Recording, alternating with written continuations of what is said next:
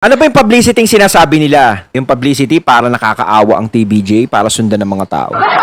Alam nyo, kahit hindi nila ginagawa yan, yung ganyang bagay, kahit hindi pa dumarating sa punto na yan, talaga namang tinatangkilik sila ng mga tao eh.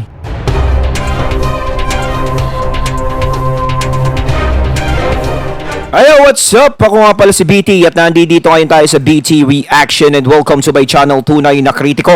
At meron po tayong panonooring video ngayon. Ito po ay nagmula kay Durs TV. Sa mga hindi pa po nakakabisita sa channel ni Durs TV, bisita na po kayo mga katunay. At kung hindi pa kayo nakakapag-subscribe, subscribe na po kayo mga katunay kay Durs TV. At syempre, huwag nyo rin po sana kalimutan na mag-subscribe dito sa channel ko sa Tunay na Kritiko. Sa mga hindi pa nakakapag-subscribe and click the notification bell para maging updated po kayo sa mga reaction videos na aking ilalabas. At huwag na natin pagtagalin at sabay-sabay na nating panoorin ang laman ng video na hatid sa atin Durs TV at bibigyan natin ng reaksyon.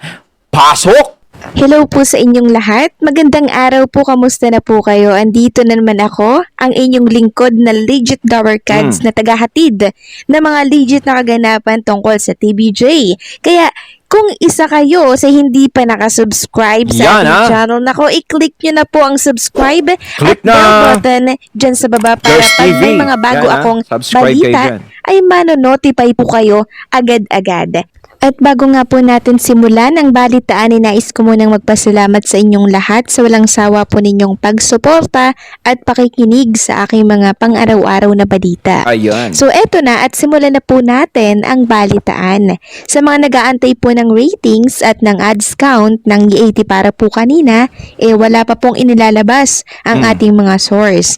So may panibago na naman pong inilabas ang panatiko ng Tape Bulaga na article at pinilalabas naman nito sa babasahin nating article na kinukwestiyon ng TVJ at ang mga namaalam na host sa tape noong May 31 na bakit daw kumain pa po ang TVJ at yung mga host matapos magbasa po nung nakasulat sa Manila paper na script ko, no. So sabi po dito, basahin natin ang buong nilalaman ng article nito. So ang headline po nito, Chika number 12 daw, ano? Habang abala ang lahat ng staff ng produksyon ng isang palabas sa telebisyon, PST, may kababalaghang ginawa ang Office in Charge o OIC ng programa. Ibinigay kasi ni OIC sa staff ang script na ipapasok sa teleprompter para basahin ng mga host. Naglalaman ng script na ikakagulat ng mga nanonood sa studio at sa telebisyon. Ipinagbigay alam ng mga staff sa kanilang employer o EMP ang natuklasan nila, kaya nagbigay ng utos sa EMP na hindi muna sila mag-i-air ng live dahil balak umano na EMP na pakiusapan muna ang mga host na magbibitiw. TBH, baka TBJ ito. Pero, desidido na ang TBH dahil matagal na nilang napagplanuhan ang kanilang paglipat sa ibang estasyon. So, bakit? Ayan yung sinasabi natin, yung matagal ng pinagplanuhan. Puro kayong matagal ng pinagplanuhan. Meron ba nagplano na gano'n ng mga itsura nung nagpaalam? Ano sasabihin nyo? Nakaharap lang sila sa camera ng cellphone, kaya ganyan. Naka-live lang sila nung panahong nagpapaalam sila, kaya ganyan. Kailangan malungkot sila. Ang galing yung magbigay ng kahulugan. Diba, Utol, Durs TV, no? Ang gara nila, no? Ang galing nilang mag-isip. Ang tali-talino. TBH. Tito Big, tapos Henyo, ganon. Sabi pa dito, it's now or never. Nagmatigas si OIC at TBH, kaya pinili nilang umere sa social media. Isinulat nila ang script sa Manila paper at nagsimula ng binasa ng mga host. May mga nagsisigawan sa audience na ikinaiinis ni OIC at tinititigan ng masama. Uy, totoo ba yun? Nako kayo ha, pinatitigil lang po yun kasi nagsasalita po ang TVJ na mga oras na yon. Tama, yung tinititigan ng masama, Mariosep. Halos hinihimay nila, no? Pinapatigil lang. Tapos tumititig na ng masama. Ang galing nyo. Pinag-usapan na nga natin kanina yan, di ba? Doon sa isang nireaction natin. Talagang dinudugtungan natin dito eh. Kaya lumipat tayo kay Durs TV. Durs TV, ako awatin mo ako ah. Nakakapang... Ay, nako. Sige, Ders TV ko muna. So sana, wag ninyong bigyan ng meaning ito Yes. para masira po ang TBJ. Sabi pa dito, for publicity kasi ang naturang malaking announcement. Todo kumpas si OIC nagbibigay ng instruction sa mga host na nagbabasa kung babagalan or bibilisan. Ano ba yung publicity yung sinasabi nila? No? Yung publicity para nakakaawa ang TBJ, para sundan ng mga tao. Alam nyo, kahit hindi nila ginagawa yan, yung ganyang bagay, kahit hindi pa dumarating sa punto na yan, talaga namang tinatangkilik sila ng mga tao eh. Kahit sabihin nating magpaalam ang TBJ dyan nung panahon ng May 31 na yun, kahit nakangiti sila eh. Kami po ay aalis na dito sa tape. Sa tingin nyo, hindi pa rin sila susundan ng mga tao? Wala pa rin magbabago. TBJ pa rin yan. Wala pa rin magbabago, legit Dabarkads pa rin yan. Kung sinasabi nyo scripted yung sinasabi ng TVJ, naku naman. Yun nga yung sinabi natin, no? Yung papel na pinapakita dyan sa papel na yan, yung Manila paper ata yan. Yan nga yung sinabi kanina ni Sir Jake, no? Na sinabi ko rin sa reaction ko. Kapag ikaw ay merong bigat sa dibdib mo, may tendency na hindi ka makapagsalita ng maayos.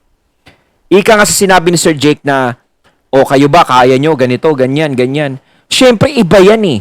Minahal nila yung programang yan. Ang tagal nilang naglingkod dyan. No, yung dedikasyon nila, binigay nila ng buo-buo dyan, tapos ganun-ganun na lang. Tapos sinasabi nyo, pinagplanuhan na ng TBJ, umalis dyan. 28 years sa GMA7 eh. So sinasabi nyo, bakit na sa ABS-CBN, umalis sila? Bakit sa RPN9, umalis sila? Kita nyo naman, hindi naman ganun katagal katulad ng 28 years.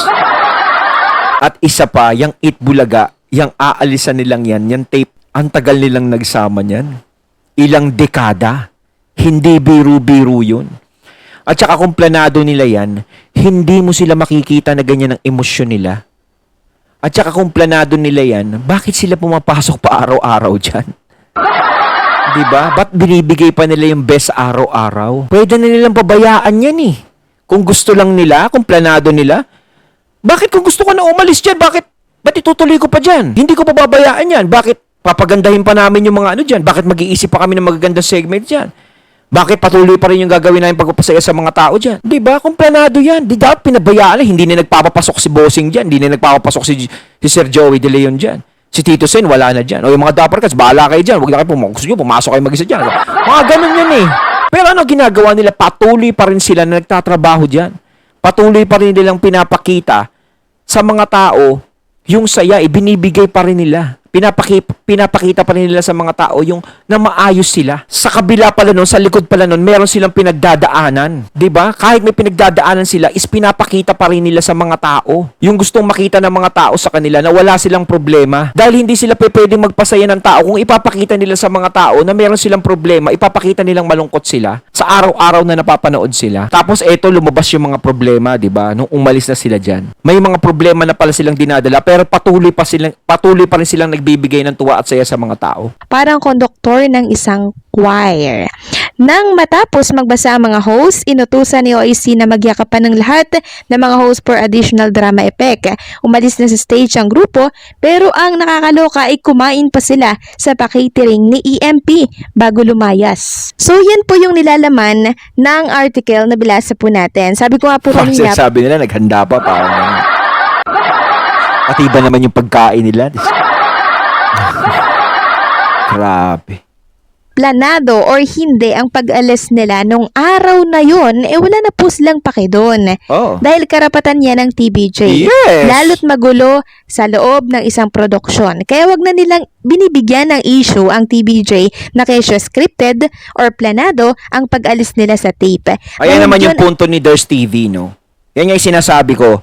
Noong umalis sila dyan, is marami nang naglabasan palang problema. Mantakin nyo, pumapasok ang TBJ, patuloy sila na nagbibigay ng saya sa tao, pero may problema na pala silang dinadala.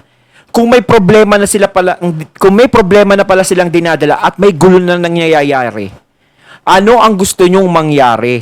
Nandudoon pa rin sila Sa kabila ng maraming gustong tanggalin sa kanila, gusto nyo masaya sila, tatanggalin yung mga kasama nila eh. Pinapakita pa rin nila sa tao na masaya sila pero may problema sila na ganun. So kung sinasabi nyong scripted, ganto, ganyan, plano na nilang umalis, wala na kayong pakialam nga doon. Sabi nga Leaders TV, wala na kayong pakialam. Kung nagpaplano silang umalis dahil may mga plano nang tanggalin sa kanila, anong gusto nyo? Hindi sila aalis tapos tatanggalin yung mga kasama nila? Sa tingin nyo masaya ang TBJ sa ganun, natatanggalin yung mga kasama nila?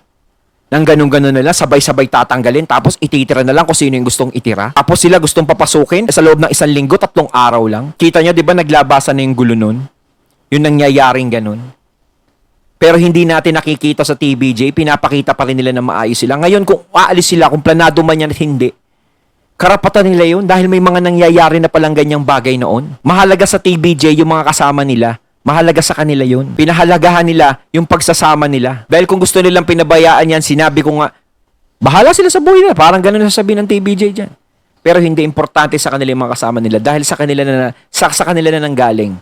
Na lahat ng mga host dyan, sa Itbulaga dyan, yung mga legit Dabarkads, is talagang may silbi.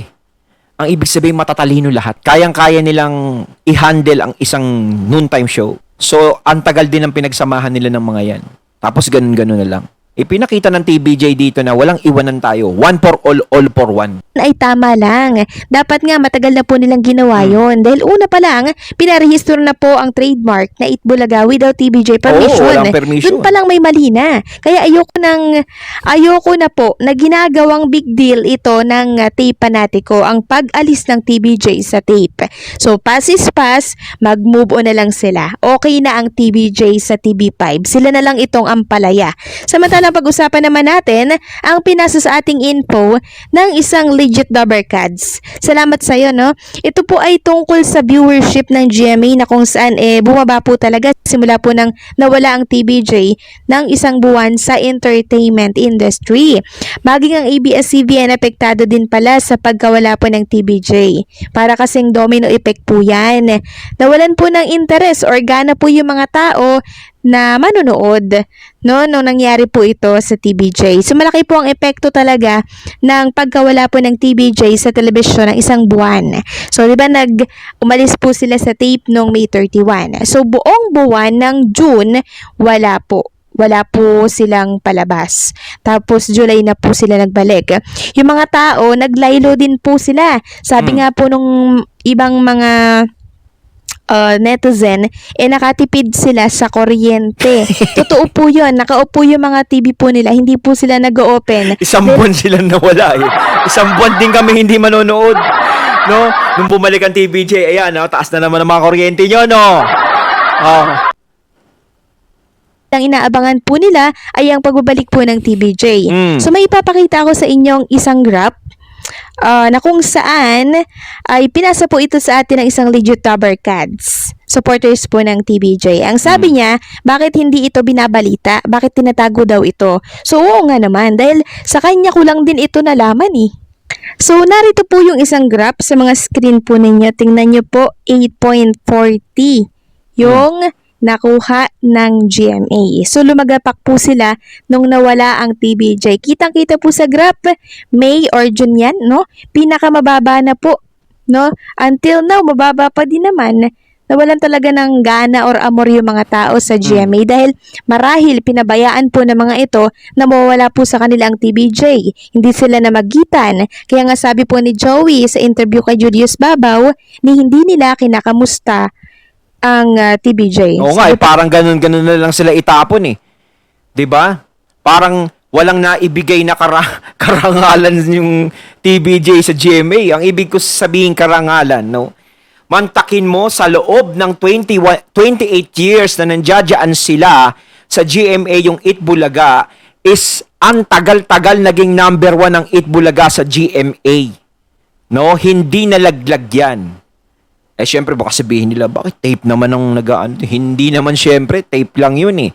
Iba pa rin yung ginagawang pagkilos ng TBJ, iba pa rin yung ginagawa nila. Kaya talaga tinangkilik ang tao dahil sa kanila, sa mga ginagawa nilang pagpapasaya sa mga tao.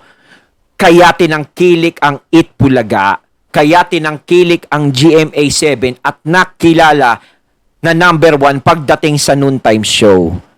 Nasubok na kahit sino ang tumapat, wala talagang nakatalo. Po ni Joey, hindi sila kinakamusta ng GMA, kaya masama yung loob nila. So ito pa po, no, meron pa po tayong ipapakita. Market watch po ito, GMA Network Inc.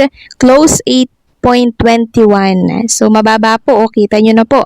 0.19, 2.26%. Last updated August 30, 2023. 2:59 p.m. So 8.40. Tingnan nyo po yung graph. Sobrang laki po ng ibinaba. Ngayon, 8.2 na lang. So, ayan po, tataas, bababa. Diba? Nung 10 a.m., 12 p.m., 2 p.m., ayun, bababa po talaga yung watch or yung viewership ng mga televiewers. Samantalang pati ABS-CBN damay po pero hindi nila binabalita yung mga ganyang bagay kasi malaking kabawasan nga po naman yon sa kanila na pababa po ng pababa yung mga taong may interest sa kanila. Eh kung tutuusin 100 plus ang station nila pero parang binabypass sila ng mga tao unlike sa TV5 na kahit kokonti po ang sako panalo po sa ratings sa mga programa doon. Sa Batang Quiapo na lang lagpak na po ang Voltes 5 nila. Sa dalawang noontime show nila tinalo po ang Hindi, sa totoo lang ako nanonood din ako ng Batang Quiapo. Ang ayoko lang dun panoorin talaga, ini-skip ko yung yung kapatid ni Tanggol. Ayoko si David. Naiinis ako dun. No, talagang kahit sabihin mo palabas lang siya. Po ng EAT ng TV5 ang dalawang noontime show nila doon. Dahil yung mga tao, unti-unti na pong niyayakap ang TV5. Kaya nga nakikilala na yung TV5, hindi katulad dati. Yan yung sinasabi ko. salip na EAT ang sasabihin po ng mga host. Tuwing commercial gap, ang sinasabi po nila, magbabalik ang TV5. Dahil malaking tulong ito sa network nila na mas lalo itong mapalakas. No, since established na naman po ang EAT sa tao kaya TV5 naman ang kanilang pinopokus. Ayun, natating natin kaya ng video na nagmula kay Durst TV. Kayo mga katunay, ano masasabi nyo tungkol dito sa napanood nyong video at binigyan natin ng reaksyon? Comment lang po kayo. So once again, I'm BT and I'm out. Peace.